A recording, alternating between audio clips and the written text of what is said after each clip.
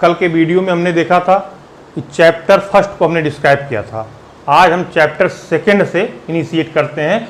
Chapter second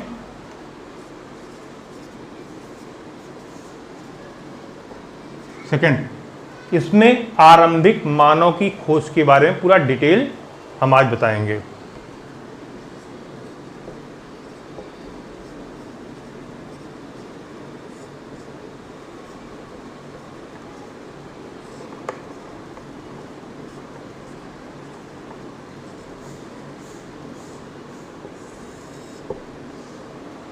NCERT ने एक story अपने बुक में इस चैप्टर को शुरू होने से पहले ही डाल दी है।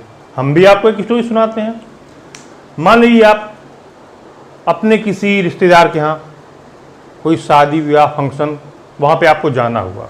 आप कैसे जाएंगे? आपके बहुत साधन है। मान लीजिए ट्रेन आपने प्रेफर किया, लंबी दूरी की यात्रा है भाई, ट्रेन से जाना ही होगा।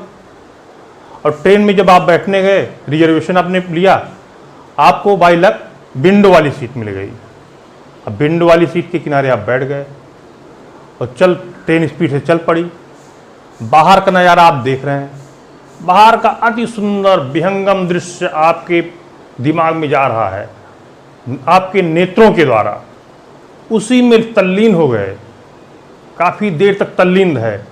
लेकिन रेशनल माइंड, आपका रेशनल माइंड है, तार्किक दिमाग है, कुछ सोचने पर बाध्य हो गया। और क्या सोच रहा है वो बता रहा हूँ। आपने ये सोचा कि आज मैं तो ट्रेन से यात्रा कर रहा हूँ, ये बड़े बड़े दृश्य हमको दिखलाई पड़े हैं, सुंदर मनोरम दृश्य दिखलाई पड़ रहे हैं। लेकिन क्या इससे पहले जब ये ट्रेन नहीं हुआ करती थी तब लोग कैसे जाते रहे होंगे? ये सोचने पर आप बाध्य हो गए।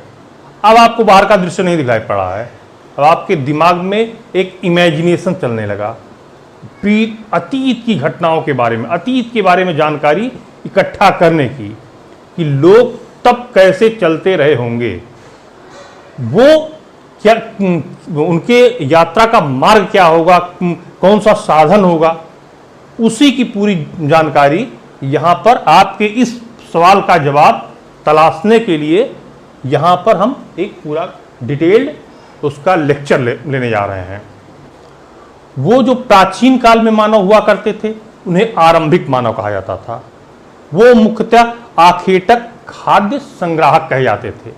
चूंकि भोजन की विधि के अनुसार, भोजन की विधि के कारण ही उन्हें आखेटक और खाद्य संग्राहक कहा जाता था।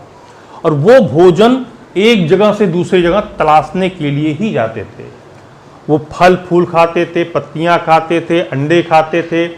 हाँ, उनको ये भी शायद जानकारी रही होगी कि कौन सी पत्तियां जहरीली हैं, कौन सी पत्तियां जहरीली नहीं हैं, किस पेड़ पर कब फल लगते हैं, कब नहीं लगते, संभवतः जानकारी रही होगी। अब वो एक स्थान से दूसरे स्थान की तरफ माइग्रेट करते थे। वो माइग्रेशन होता था। क्यों माइग्रेशन होता था? उसी भोजन की तलाश में वो एक स्थान से दूसरे स्थान को जाते थे। और उनके एक स्थान से दूसरे स्थान तक जाने का जो प्रक्रिया है वो मेनली 4 कारण है। नंबर 1, भोजन की तलाश में।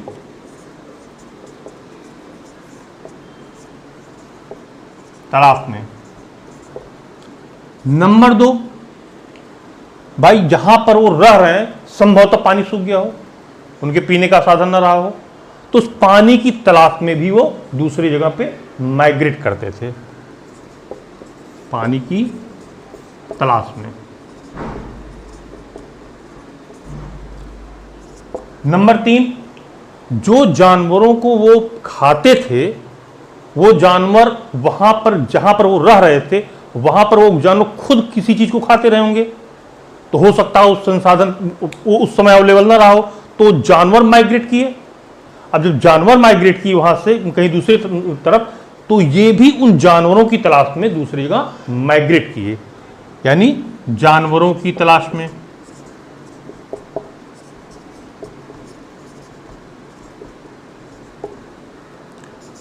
नंबर 4, जिस स्थान पे लोग रह रहे हैं, जिस स्थान में ये लोग रह रहे हैं, फसल पकने की अवधि या फल फूल पकने की अवधि कोई एक निश्चित क्लाइमेट में हुआ करती रही होगी, तो वो क्लाइमेट उस समय के लिए, भाई क्लाइमेट चेंज होता रहता है, कुछ अवधि के लिए चला गया क्लाइमेट, नहीं हुआ, कोई दूसरा मौसम आया, तो जब दूसरा मौसम आया तो ये सोचे यहाँ पे समाप्त हो गया सब कुछ मामला, कहीं दूसरी जगह चलना चाहिए, तो वो उस फसल के लिए या उस फल फूल के लिए, उस पत्तियों के लिए वो दूसरी जगह माइग्रेट किए, यानी फल फूल पत्तियों के लिए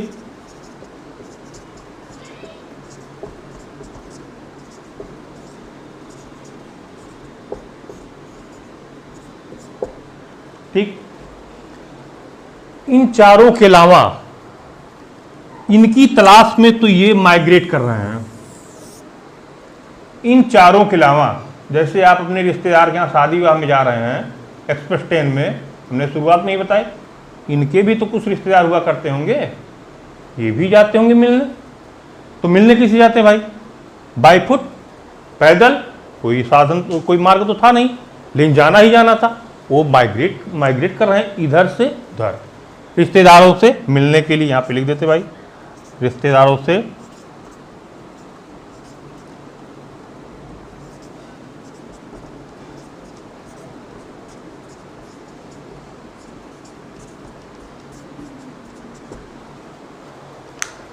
अब इसके अलावा आरंभिक मानव के बारे में हम जानकारी कैसे प्राप्त करते हैं? हम जानकारी प्राप्त करते हैं वो क्या क्या इस्तेमाल करते रहे होंगे। पुरातत्वविद ये खोजने प्रयत्न करते हो क्या क्या इस्तेमाल करते रहे होंगे, कैसे कैसे इस्तेमाल करते रहे होंगे। जैसे एक मेन जो बात आई इसमें, पत्थर का इस्तेमाल करते हैं भाई। पत्थर का क्यों इस्तेमाल करते थे? उस समय तो चाकू था नहीं हमारी आज की तरह, तो पत्थर किस किस किस चीज़ के लिए इस्तेमाल करते थे?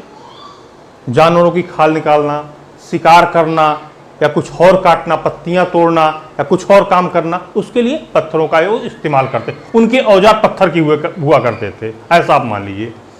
तो पत्थर भी वो बनाते थे अपने, पत्थर तो बना हुआ था लेकिन उसको अपने जो जिस अनुसार है उनको आवश्यकता है उस अनुसार उसको ढालते थे। अब एक मान लीजिए पत्थर हो गया ऐसे नुकीला शंकु के आकार का, एक चौड़ा पत्थर ऐसे हो गया ऐसे, और कुछ छोटे छोटे पत्थर ऐसे हो गए। अब इस पत्थर को भी वो बनाते थे अपने शेप में डालने के लिए। नंबर एक पत्थर ले ली, मान लीजिए 1 नंबर है, ये 2 नंबर है। मान लीजिए इस पत्थर को उनको बनाना हुआ, पकड़े और हाथ से किए, तोड़ तोड़ के उसको एक नुकीला रूप दे दिया उन्होंने।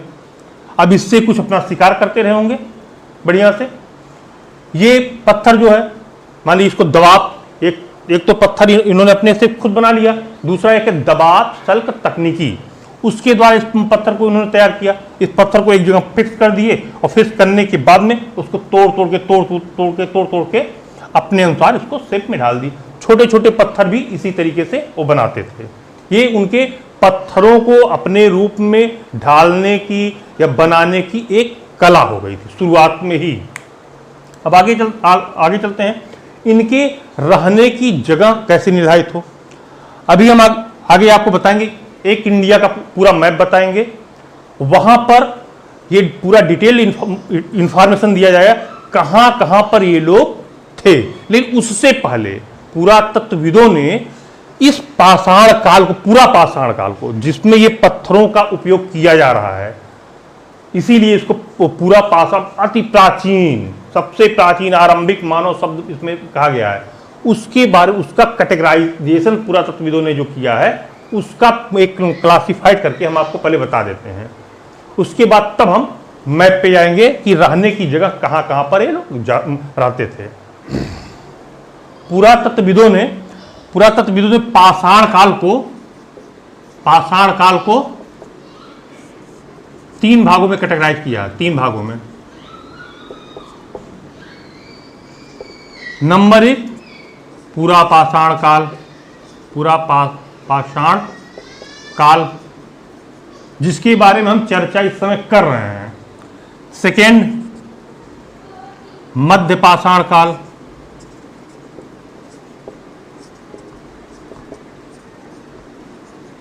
थर्ड नवपाषाण काल,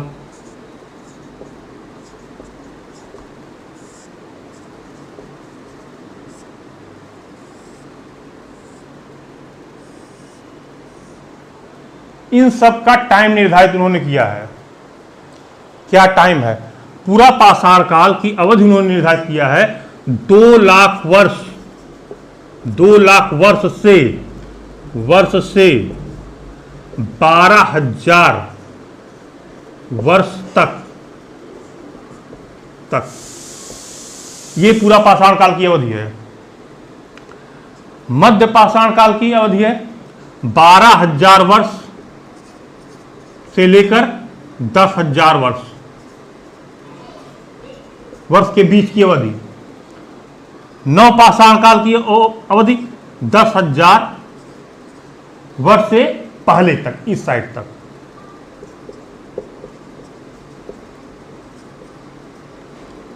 ये तीनों कैटेगराइजेशन पुरातत्वविदों के द्वारा किया गया है। अब चूंकि हम पूरा पाषाण काल के बारे में अध्ययन कर रहे हैं, अच्छा इसमें और एक बात आती है। पूरा पाषाण काल में हम तो पाषाण के ही पूरे बड़े बड़े उनके जो इंस्ट्रूमेंट हैं पत्थर के, उसके बारे में अध्ययन कर रहे हैं। मध्य पाषाण काल में जब हम आते हैं तो यहाँ पे एक चेंज हो रहा है, यहाँ पे क्लाइमेट चेंज हो रहा है। अब इस पूरा पाषाण काल को हम तीन भागों में डिवाइड करते हैं। आरंभिक पूरा पाषाण काल,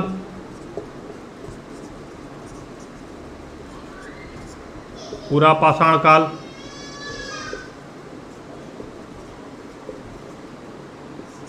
मध्य पूरा पाषाण काल, उत्तर पूरा पाषाण काल। ठीक, 99% मानवीय गतिविधियां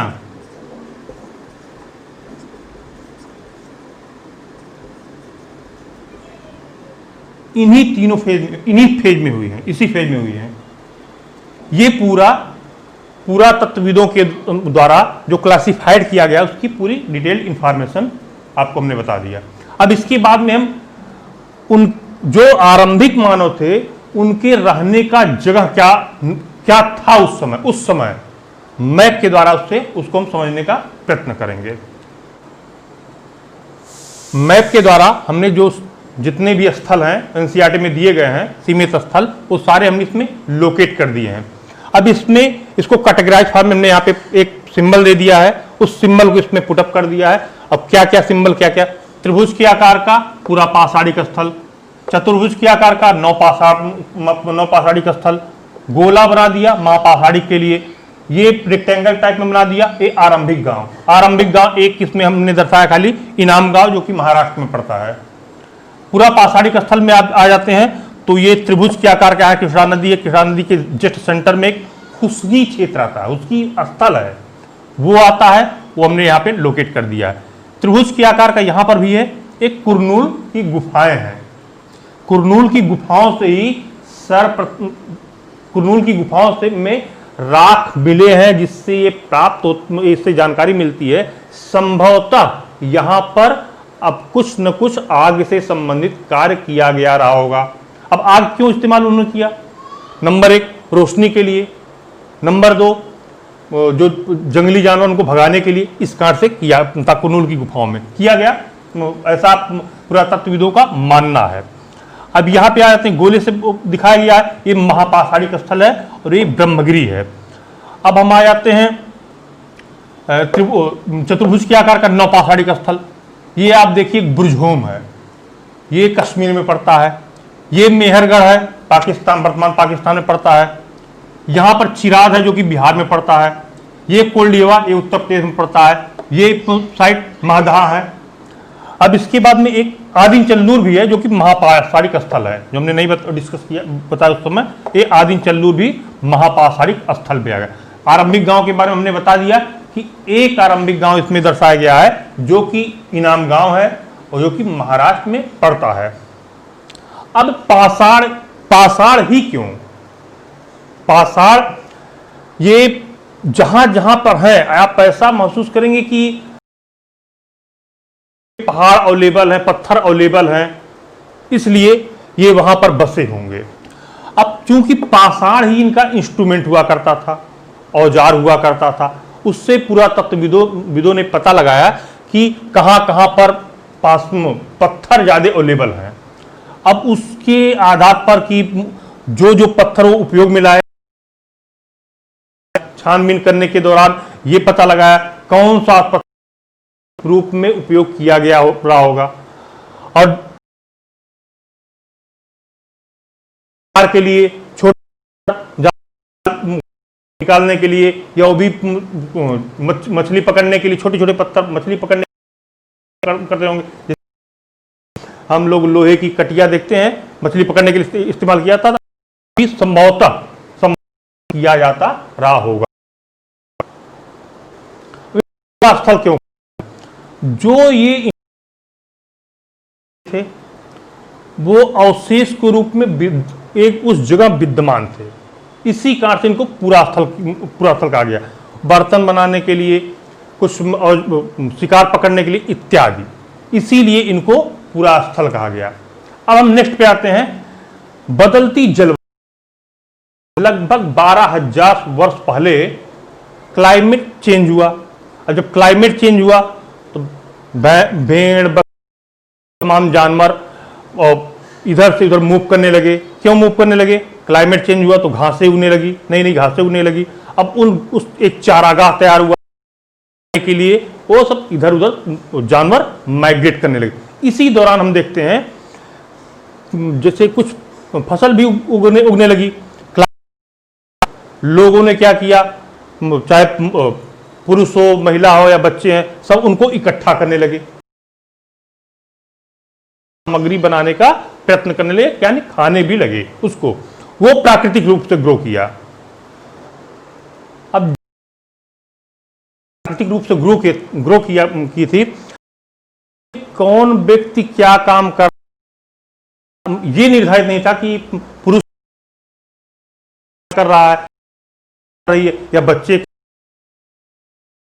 ये आज निर्धारित, आज हम वर्तमान में कि महिलाएं खाना बनाती, पुरुष बाहर का काम करता, लेकिन अब वो भी कॉन्सेप्ट चेंज हो रहा है। लेकिन उस समय ऐसा कुछ नहीं था कि कौन क्या काम करता था। पुरातत्वविद इसके बारे में पता नहीं लगा सके। हो सकता जानकारी उस समय निर्धारित रहा हो कि भाई महिलाएं कुछ भोजन इकट्ठा करने का काम करेंगी और पुरुष शिकार पे जाएगा, लेकिन क्लियर नहीं है उस पूरे मामले में। अब आगे हम आते हैं शैल चित्रकला। ये कुछ चित्र भी बनाया करते थे भीमबेटका में, आपने देखा होगा, सुना भी होगा। यूपी और एमपी के कुछ ऐसी गुफाएं मिली हैं जहां पे भित्ति चित्रकला या शैल चित्रकला अंदर, और आपको दिखाई पड़े कि किसी जानवर का चित्र बना देते थे, किसी फल फूल पत्तियों का चित्र, मतलब प्राकृतिक चित्र जो भी है वो बनाया करते थे। ये इनका ये काम था। अब इसमें हम एक और आ जाते, एक खुसगी क्षेत्र पड़ता जो किशड़ा नदी के बीचों बीच में पड़ता है। वहां पर हम देखते हैं, वहां पे कुछ पत्थर के औजार मिले हैं इनको, कुछ उद्योग स्थल मिले हैं। तो कुछ न कुछ वहां पे लोग करते रहेंगे। नदी के किनारे था, कुछ न कुछ इंडस्ट्री टाइप में, इंडस्ट्री नहीं, जैसे उद्योग कुछ न कुछ किया करते रहेंगे। जो प्राप्त हुआ जो वहां से एविडेंस, उससे ये लगता कि कुछ न कुछ वहां पे लोगों ने किया था अपने जीवन निर्वाह के लिए। इस प्रकार आज का जो चैप्टर है, चैप्टर नंबर 2, आरंभिक मानव की खोज, इसको हमने आज यहाँ पे पूरा फाइनलाइज कर दिया है। सारा कुछ एनसीईआरटी से ही कवर किया गया है। थोड़ा बहुत जो हम इसमें पुट करना था अपनी तरफ से हमने उसको पुट कर दिया है। प्रीलिम्स प्रारंभिक परीक्षा में आप ये मान के चलें, इस मैप से आपको कोई न कोई क्वेश्चन जरूर मिल जाएगा। स्थान, एक बार आईएएस में पूछा गया था बुर्जहोम कहाँ है, या बुर्जहोम किस प्रकार का स्थल है, कौन सा स्थल, नौ पाषाणिक, मध्य पाषाणिक, पूरा पाषाणिक, ऐसे ऑप्शन दे देगा। अब बुर्जहोम कहाँ है भाई, लोकेट कर दिया आपने, कश्मीर में है, आपका क्वेश्चन सही हो गया। या किस काल का है, हमने यहाँ पे बता दिया, ये नौ पाषाणिक काल का है। तो ये इस मैप से एक क्वेश्चन आपको मिल जाएगा। ये आप मैप चाहे यहाँ से चाहे एनसीईआरटी से आप उसको कवर कर लें, उसको रट लें, कौन सा स्थल कहाँ पर है और किस काल का, किस कालखंड का है। आज के लिए बस इतना ही। परसों का जो हमारा लेक्चर था इंट्रो का, उसमें हमने एक लाइन कही थी कि कोई भी इंसान या इस ब्रह्मांड में कोई भी प्राणी या जीव 100% नहीं है। आई अगेन रिपीट, आज भी मैं ये बोल रहा हूं, कोई भी 100% नहीं है। हमारे एक संजीदा छात्र ने एक कमेंट किया वाया इन्फॉर्मेशन हमें मिला ये कि सर जी बहुत बड़ी बात बोल गए, यानी कोई 100% है ही नहीं। मैं क्लेरिफाई कर दूं कि अगर इंसान 100% हो जाएगा तो वो इंसान नहीं रहेगा, वो तो देवताओं की श्रेणी में आ जाएगा। गलतियां तो खाली देवता नहीं करते हैं, हम तो इंसान हैं, हम तो गलतियां करेंगे ही करेंगे, करते हैं। हम 100% के करीब पहुंचने का हर संभव प्रयत्न करते हैं, लेकिन कितना अचीव कर पाते हैं ये देखने की बात होती है।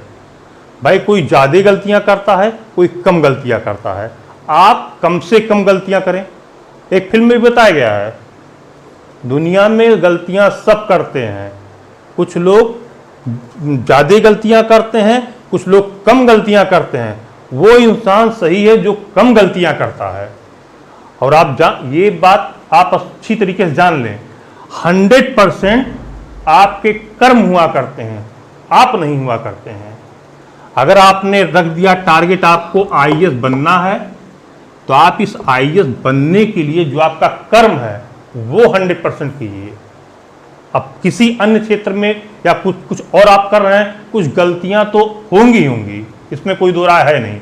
आप खुद अपने लाइफ का 0 से लेकर 8 तक का पूरा एक वृत्त चित्र देखिए, कितनी गलतियां आपने किया है, खुद सॉर्ट आउट कर लीजिए, आपको खुद पता चल जाएगा। या किसी भी महापुरुष का उठा लीजिए। हम एक व्यक्ति बात आपकी बात नहीं करें, किसी भी महापुरुष की उठा लीजिए कुंडली, आप देख लीजिए कि क्या वो कितनी वो गलतियां की हैं या कितनी न्यूनतम गलतियां की। जो सबसे न्यूनतम गलतियां किया है वही महापुरुष की श्रेणी में शामिल है। हम लोग तो थोड़ा बहुत उनसे हो सकता है कुछ ज़्यादा गलती की हो, इसका उनसे थोड़ा नीचे हैं। आप भी कुछ गलतियां करते रहे होंगे। बस ये कमेंट आपका जो भी आया है, थोड़ा सा क्लेरिफिकेशन इसलिए हमको देना पड़ा कि कहीं हो सकता आपको भ्रम हो गया हो। संभव है, ब्रेन है, रेशनल माइंड है, कहीं डेविएट कर गया हो, इसलिए क्लेरिफाई न कर पाए हो, इसलिए हमको क्लेरिफिकेशन देना पड़ा। और कमेंट आपके हमें जो मिलते हैं मैं उसको पूरा पढ़ता हूँ, देखता हूँ, समझता हूँ। अगर आपके कोई क्वेश्चन होते हैं, क्वेश्चन को भी जो बहुत महत्वपूर्ण लगता है मैं उठाने का प्रयत्न करता हूँ। लेकिन जो ये हमारे विद्यार्थी हैं, स्टूडेंट बहुत संजीदा स्टूडेंट है, ऐसा बात नहीं है। मैं डायरेक्ट नहीं जानता, इनडायरेक्ट जानता हूँ, वाया इन्फॉर्मेशन ही मिला था हमें ये बात।